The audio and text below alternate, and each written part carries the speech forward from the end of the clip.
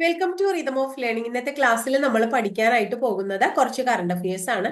2025 ഇനി വരാൻ പോകുന്ന ഏത് പരീക്ഷകൾക്കാണെങ്കിലും വളരെ ഇമ്പോർട്ടന്റ് ആയിട്ടുള്ള ഒരു ടോപ്പിക് തന്നെയാണ് ഏതാ കറണ്ട് അഫയേഴ്സ് എന്ന് പറയുന്നത്. കറണ്ട് അഫയേഴ്സിന്റെ പ്രത്യേകം ക്ലാസ്സുകൾ നമ്മൾ ഒരു ആഴ്ചയിൽ ഒരു 2-3 വെച്ചൊക്കെ അപ്ലോഡ് ചെയ്യുന്നുണ്ട്. കറണ്ട് അഫയേഴ്സ് 2025 എന്ന പേരിലും അതുപോലെ തന്നെ ടോപ്പിക് വൈസ് കറണ്ട് അഫയേഴ്സ് എന്ന പേരിലൊക്കെ പ്രത്യേകം പ്ലേലിസ്റ്റ് ക്രിയേറ്റ് ചെയ്തിട്ട് നമ്മുടെ പ്ലേലിസ്റ്റിൽ ഈ ക്ലാസ് ഒക്കെ നമ്മൾ അപ്ലോഡ് ചെയ്തിട്ടുണ്ട്. അപ്പൊ കാണാത്ത കുട്ടികൾ അത് കണ്ടു നോക്കാം. അപ്പൊ ഇന്നത്തെ ക്ലാസ്സിലേക്ക് നമുക്ക് കടക്കാം. കൂടുതൽ കാലം അധികാരത്തിൽ ഇരുന്ന രണ്ടാമത്തെ കേരള മുഖ്യമന്ത്രി ആരാണ്? പിണറായി വിജയനാണ്. കൂടുതൽ കാലം അധികാരത്തിൽ ഇരുന്ന കേരളത്തിലെ രണ്ടാമത്തെ മുഖ്യമന്ത്രി പിണറായി വിജയനാണ്. കൂടുതൽ കാലം മുഖ്യമന്ത്രി പദം വഹിച്ചത് കെ നായനാരാണ് എന്ന് നമ്മൾ പഠിക്കുന്നുണ്ട് അല്ലെ. ഇനി 2025 മാർച്ചിലെ കണക്ക് പ്രകാരം ലോകത്ത് ഏറ്റവും അധികം ഡൗൺലോഡ് ചെയ്യപ്പെട്ട ആപ്പ് ഏതാണ്? ChatGPT ആണ്. 2025 മാർച്ചിലെ കണക്ക് പ്രകാരം ലോകത്ത് ഏറ്റവും കൂടുതൽ ഡൗൺലോഡ് ചെയ്യപ്പെട്ട ആപ്പ് ഏതാണ്? ChatGPT ആണ്. ലേസറുകൾ ഉപയോഗിച്ച് ശത്രുവിനെ നേരിടുന്ന സാങ്കേതിക വിദ്യ സ്വന്തമാക്കുന്ന എത്രാമത്തെ രാജ്യമാണ് ഇന്ത്യ? 4ാമത്തെ രാജ്യം. ലേസറുകൾ ഉപയോഗിച്ച് ശത്രുവിനെ നേരിടുന്ന സാങ്കേതിക വിദ്യ സ്വന്തമാക്കുന്ന എത്രാമത്തെ രാജ്യമാണ് ഇന്ത്യ? 4ാമത്തെ രാജ്യമാണ്. ഇന്ത്യയിലെ ആദ്യത്തെ സമ്പൂർണ്ണ ഡിജിറ്റൽ സാക്ഷരതാ ഗ്രാമപഞ്ചായത്തിന്റെ പേരെന്താണ്?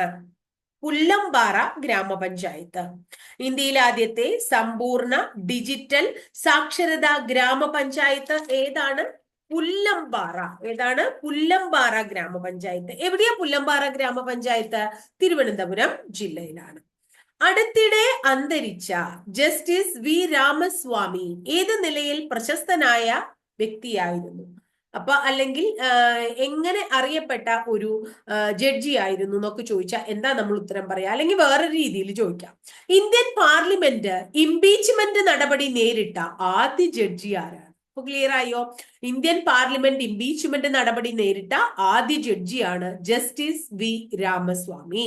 ഇന്ത്യൻ പാർലമെന്റിന്റെ ഇംപീച്ച്മെന്റ് നടപടി നേരിട്ട ആദ്യ ജഡ്ജി ആര് എന്ന് നിങ്ങളോട് ചോദിച്ചു കഴിഞ്ഞാൽ ജസ്റ്റിസ് വി രാമസ്വാമിയാണ് നമ്മൾ ഉത്തരം പറയേണ്ടത്. മാർച്ച് 14 അന്തരിച്ച കെ കൊച്ച്. മാർച്ച് 14 അന്തരിച്ച കെ കൊച്ച് ഏത് നിലയിൽ അറിയപ്പെട്ടിരുന്ന വ്യക്തിയായിരുന്നു? ദളിത് ചിന്തകനും എഴുത്തുകാരനുമാണ് അദ്ദേഹം. ദളിത് ചിന്തകനും എഴുത്തുകാരനുമാണ്. ദളിതൻ എന്ന് പറയുന്നത് അദ്ദേഹത്തിന്റെ ആത്മകഥയാണ് കേട്ടോ. അപ്പൊ നമ്മുടെ കെ കൊച്ച്, ദളിത് ചിന്തകനും എഴുത്തുകാരനുമായ കെ കൊച്ചിന്റെ ആത്മകഥയാണ് ദളിതൻ എന്ന് പറയുന്നത്. ലോകത്ത് മലിനമായ 20 നഗരങ്ങളിൽ ഇന്ത്യയിൽ നിന്ന് ഉൾപ്പെട്ടവയുടെ എണ്ണം എത്രയാണ്? ലോകത്ത് മലിനമായ 20 നഗരങ്ങളിൽ ഇന്ത്യയിൽ നിന്ന് ഉൾപ്പെട്ട നഗരങ്ങൾ എത്രയാണ്? 13ആണ്. ഏറ്റവും മലിനമാക്കപ്പെട്ട തലസ്ഥാന നഗരം ഏതാന്ന് ചോദിച്ചു കഴിഞ്ഞിട്ടുണ്ടെങ്കിൽ നമ്മള് ഡൽഹിയാ പറയും. ഏറ്റവും മലിനമായ തലസ്ഥാന നഗരം ഏതാണ്? ഡൽഹിയാണ്. അടുത്തത് 37ാമത്തെ അഖിലേന്ത്യാ തപാൽ കലാമേളയിൽ ജേതാക്കളായത് ആരാണ്? 37ാമത്തെ അഖിലേന്ത്യാ തപാൽ കലാമേളയിൽ ജേതാക്കളായത് കേരളമാണ്. ആരാണ്? കേരളം. നെക്സ്റ്റ് വൺ, കിർഗിസ്ഥാനിൽ നടന്ന ഇന്ത്യ കിർഗിസ്ഥാൻ സംയുക്ത സൈനിക അഭ്യാസത്തിന് നൽകിയിരിക്കുന്ന പേരെന്താണ്?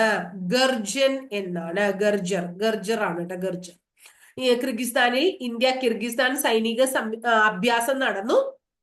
അതിന് നൽകിയ പേരാണ് ഗർജർ എന്നത്. അന്താരാഷ്ട്ര പൈ ദിനം എന്നാണ്. അന്താരാഷ്ട്ര പൈ ദിനം? മാർച്ച് 14 അന്താരാഷ്ട്ര പൈ ദിനം മാർച്ച് 14. കാനഡയുടെ പുതിയ പ്രധാനമന്ത്രി ആരാണ് കാനഡയുടെ പ്രധാനമന്ത്രി? Mark Carney. കാനഡയുടെ 24ാമത്തെ പ്രധാനമന്ത്രിയായി അധികാരത്തിലേറ്റതാരാണ്? മാർക്ക് കാർണിയാണ്. കൃഷി, ദുരന്ത നിവാരണം, അടിസ്ഥാന സൗകര്യ വികസനം, അതിർത്തി നിരീക്ഷണം തുടങ്ങിയ മേഖലകളിലെ പ്രവർത്തനങ്ങൾ മെച്ചപ്പെടുത്താനായിട്ട് സ്വന്തം നിലയിൽ ഒരു ഉപഗ്രഹം വിക്ഷേപിക്കാൻ ഒരുങ്ങുന്ന ഇന്ത്യൻ സംസ്ഥാനത്തിന്റെ പേരെന്താണ്? ആസാം. അതായത് കൃഷിക്ക്, ദുരന്ത നിവാരണത്തിന്, അടിസ്ഥാന സൗകര്യങ്ങളൊക്കെ വികസിപ്പിക്കാൻ, അതിർത്തി നിരീക്ഷിക്കാൻ തുടങ്ങിയ ആവശ്യങ്ങൾക്ക് വേണ്ടി എന്താണ് സ്വന്തമായിട്ട് ഒരു ഉപഗ്രഹം വിക്ഷേപിക്കാൻ ഒരു ഇന്ത്യൻ സംസ്ഥാനം ഒരുങ്ങുകയാണ്. ആ ഇന്ത്യൻ സംസ്ഥാനത്തിന്റെ പേരാണ് ആസാം. ഏതാണ്? ആസാം. ബഹിരാകാശത്ത് കൂട്ടിച്ചേർത്ത സ്പേസ് ഡെക്സ് ഉപഗ്രഹങ്ങളെ ISRO എങ്ങനെയാണ് ISRO അൺഡോക്കിംഗ് ചെയ്തത് എന്നാണ് മാർച്ച് 13-ന്. ബഹിരാകാശത്ത് കൂട്ടിച്ചേർത്ത സ്പേസ് ഡെക്സ് ഉപഗ്രഹങ്ങളെ ISRO അൺഡോക്കിംഗ് ചെയ്തതെന്നാണ് മാർച്ച് 13. അൺഡോക്കിംഗ് ചെയ്യാന്ന് പറഞ്ഞ എന്താ അർത്ഥം? മാറ്റുക, വേർപ്പെടുത്തുക എന്ന് പറയില്ലേ? വേർപ്പെടുത്തിയതെന്നാണ്, കൂട്ടിച്ചേർത്തതിനെ വേർപ്പെടുത്തിയതെന്നാണ് മാർച്ച് 13-നാണ് എന്ന് ഓർത്തുവെക്കുക. അന്താരാഷ്ട്ര ബഹിരാകാശ നിലയത്തിലെ എത്ര ദിവസത്തെ വാസത്തിന് ശേഷമാണ് നാസയുടെ സുനിത വില്യംസും ബുച്ച് വിൽമോറും ഭൂമിയിൽ തിരിച്ചെത്തിയത്? 287 ദിവസത്തെ വാസത്തിന് ശേഷം. അപ്പോ സുനിത വില്യംസും ബുച്ച് വിൽമോറും ഭൂമിയിൽ തിരിച്ചെത്തിയത്, അന്താരാഷ്ട്ര ബഹിരാകാശ നിലയത്തിൽ നിന്ന് തിരിച്ചെത്തിയത് എത്ര ദിവസങ്ങൾക്ക് ശേഷമാണ് എന്ന് ചോദിച്ചു കഴിഞ്ഞാൽ നമ്മൾ ഉത്തരം പറയണം 287 ദിവസം. രാജ്യത്തെ എത്രാമത്തെ കടുവാ സങ്കേതമായാണ് മധ്യപ്രദേശിലെ ശിവപുരി ജില്ലയിലെ മാധവ് നാഷണൽ പാർക്ക് പ്രഖ്യാപിക്കപ്പെട്ടത്? 58-ാമത്തെ. അപ്പൊ ഇന്ത്യയിലെ 58-ാമത്തെ കടുവാ സംരക്ഷണ കേന്ദ്രം അഥവാ ടൈഗർ റിസർവ് ഏതാണ്? മാധവ് ടൈഗർ റിസർവ് ആണ്. മാധവ് ടൈഗർ റിസർവ് എവിടെയാണ്? മധ്യപ്രദേശിലാണ്. നമുക്ക് വേറൊരു കാര്യം കൂടെ അറിയാം, ഇന്ത്യയിൽ ഏറ്റവും കൂടുതൽ കടുവാ സങ്കേതങ്ങളുള്ള സംസ്ഥാനം ഏത് തന്നെയാണ്? മധ്യപ്രദേശ് തന്നെയാണ്. അപ്പൊ മധ്യപ്രദേശിൽ പുതിയൊരു കടുവാ സങ്കേതം, മധ്യപ്രദേശിലെ തന്നെ 9-ാമത്തെ കടുവാ സങ്കേതമായ ഏതാണ്? മാധവ് നാഷണൽ പാർക്കിനെ മാധവ് ടൈഗർ റിസർവ് ആയിട്ട് സെൻട്രൽ ഗവൺമെന്റ് പ്രഖ്യാപിക്കുകയാണെന്ന് ഓർക്കുക കേട്ടോ. പാകിസ്ഥാനിലെ ബലൂചിസ്ഥാൻ പ്രവിശ്യയിൽ ഒരു സംഘം തോക്കുധാരികൾ മാർച്ച് 11-ന് തീവണ്ടി ആക്രമിച്ച് യാത്രക്കാരെ ബന്ദികളാക്കുകയാണ്. ഏത് സംഘടനയാണ് ഈ ആക്രമണം നടത്തിയത് എന്നാണ് ചോദ്യം. ബലൂചിസ്ഥാൻ ലിബറേഷൻ ആർമി അഥവാ BLA. ബലൂചിസ്ഥാൻ ലിബറേഷൻ ആർമിയാണ് പാകിസ്ഥാനിലെ ബലൂചിസ്ഥാൻ പ്രവിശ്യയില് ഒരു സംഘം തോക്കുധാരികൾ മാർച്ച് 11-ന് തീവണ്ടി ആക്രമിച്ച് ബന്ദികളാക്കിയത് കേട്ടോ. അപ്പോ മാർച്ച് 11-ന് പാകിസ്ഥാനിലെ ബലൂചിസ്ഥാനില് തീവണ്ടിയിൽ കയറി യാത്രക്കാരെ ആക്രമിച്ച് ബന്ദികളാക്കിയ സംഘടന ഏതാണ്? ബലൂചിസ്ഥാൻ ലിബറേഷൻ ആർമിയാണ്. കേരള മീഡിയ അക്കാദമിയുടെ പ്രസിദ്ധീകരണമായ മീഡിയയുടെ 2025-ലെ media person of the year പുരസ്കാരം നേടിയ വ്യക്തി ആരാണ്? മരിയം ഔഡ്രോഗോ.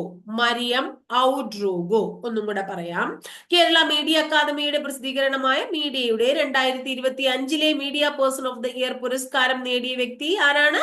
മരിയം ഔഡ്രോഗോ ആണ് കേട്ടോ. ഒരു ആഫ്രിക്കൻ മാധ്യമ പ്രവർത്തകയാണ് അവര്. ആരാണ്? ആഫ്രിക്കൻ മാധ്യമ പ്രവർത്തകയാണെന്ന് ഓർക്കുക. മഹാത്മാഗാന്ധി ശ്രീനാരായണ ഗുരുവിനെ സന്ദർശിച്ചതിന്റെ 100-ാം വാർഷികം ആഘോഷിക്കുന്നത് എന്നാണ്? 2025 മാർച്ച് 12-ന്. 2025 മാർച്ച് 12-ന് മഹാത്മാഗാന്ധി ശ്രീനാരായണ ഗുരുവിനെ സന്ദർശിച്ചതിന്റെ 100-ാം വാർഷികം ആഘോഷിച്ചു. അപ്പൊ ഇത്രയാണ് ഇന്നത്തെ ക്ലാസ്സിൽ നമുക്ക് കേരളത്തിലെയും അല്ലെങ്കിൽ വേൾഡിലെയും ഇന്ത്യയിലെയും ഒക്കെയുള്ള കറണ്ട് അഫയേഴ്സുമായിട്ട് റിലേറ്റഡ് ആയിട്ടുള്ള ഒരു 10-20 ക്വസ്റ്റ്യൻ നമ്മൾ പഠിച്ചത്. അപ്പൊ ക്ലാസ് ഒക്കെ ഇഷ്ടമുണ്ടാവുമെന്ന് വിചാരിക്കണു. ഇഷ്ടപ്പെട്ട ക്ലാസ്സുകളാണെങ്കിൽ ഒന്ന് ലൈക്ക് ചെയ്യൂ കേട്ടോ.